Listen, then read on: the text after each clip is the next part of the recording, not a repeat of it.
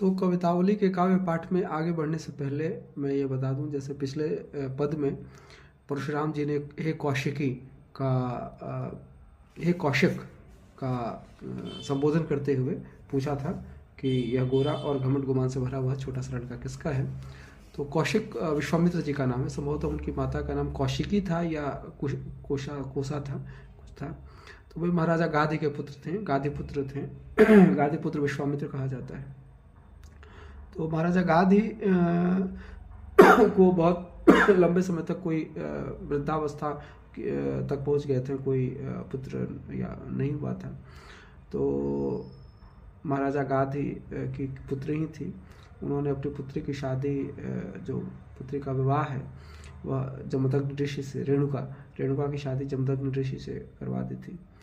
और एक ऋषि का नाम मैं भूल रहा हूँ, उन ऋषि के प्रताप से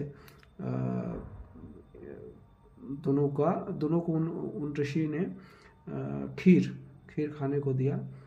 और वो जो दोना जिसके लिए इंडिकेट किया गया था उसे उन्होंने बदल लिया, और जो दोना रेणुका को खाना चाहिए था, रेणुका जी को, वो कौशिकी या कोसा उनकी माता ने खा लिया, और माता वाला दोना जो है वो रेणुका ने खा लिया।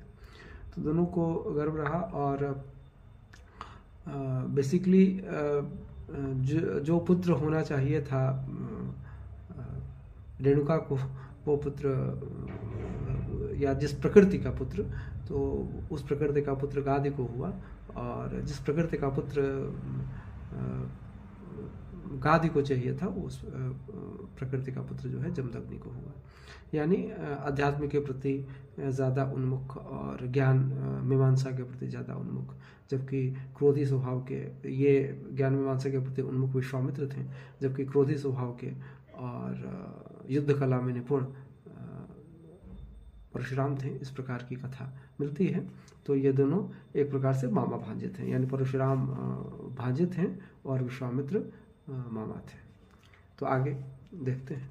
मखु राखिबे के काज राजा मेरे संग दये, दले जातु धान जे जितैया विबुधेश के, गौतम की तिय तारी मेटे अघ भूरी भार, लोचन अतिथि भय जनक जनेश के, चंड बाहुदंड बल्ल चंडीस को दंडु खंड्यो, ब्याह जानकी जीते नरेश देश देश के, सांवरे गोरे शरीर धीर महावीर दोहू, नाम राम लखनु कुमार कुशलेश के। इस प्रकार से उत्तर विश्वामित्र जी देते हैं। तब विश्वामित्र